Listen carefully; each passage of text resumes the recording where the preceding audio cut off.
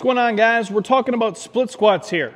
Split squats 101, Bulgarian to be specific. Now, when we say split squats, we're just talking that dynamic kind of lunge pattern where you guys are single leg, essentially squatting right from the floor. So again, the way that we teach it typically, at least to start, is from the bottom up, which for a lot of people don't do that, but I find this really lets you know where you're at. If you have the integrity, I'm driving through this front heel, my hands can obviously just be free, but I'm doing most of the work on this front leg. The back leg is just like a kickstand.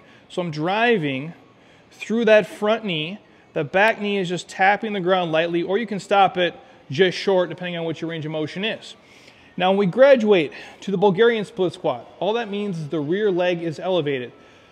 If you struggle with this pattern and you want to get better at full range of motion, I suggest grabbing like a foam roller.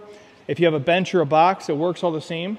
Most of you guys, in terms of foot placement, I say put the calves right against the bench and then take just a good step forward. About where the RX pad is where you guys are going to be. And I only have the pad here in case you can't get all the way to the floor and you're worried about like kind of smashing the patella on the ground. You're just going to tap the RX pad. So I sit up just in front of the pad. If the right leg's my work leg, the back foot I always let be completely flat. Some people go toes down. My only issue with that is if you start to weight load it super heavy, you're going to crush that back toe real quick. So I let the back foot just be completely flat. And again, my right leg is the work leg. This back leg is just kind of hanging out. Now, if I don't have the stability, even a fingertip goes huge with me actually getting through the range of motion and posture. If I need a hand, I can put a hand on, that's fine too.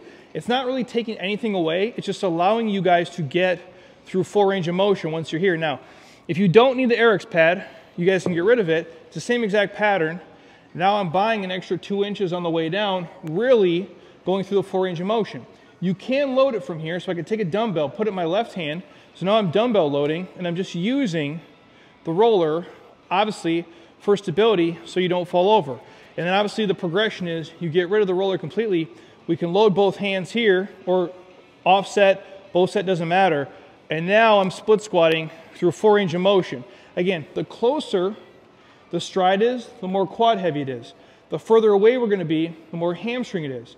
But I do think there's kind of a sweet spot, about a foot, maybe foot and a half in front of the bench where you guys can really take advantage of it. And again, I go through all these progressions in a lot of the videos, the eccentric, concentric, but at the end of the day, the biggest thing is I'm pushing through the front heel, the back leg's just hanging out, and it's my full range of motion through space. In the perfect world, that back knee will just tap the ground or you'll stop it just short.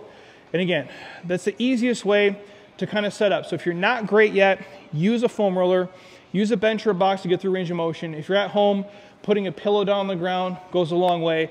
Again, I can't say it enough how split squatting has changed my life. I have a full video in here and a podcast on why I did split squats every single day for 365 days in a row. I'm not saying for you guys to do that, but honestly, if you're not throwing in any of the unilateral training, means single leg stuff, you're doing your body a huge disservice. So start throwing these in. If you have questions, as always, just ask, and good luck.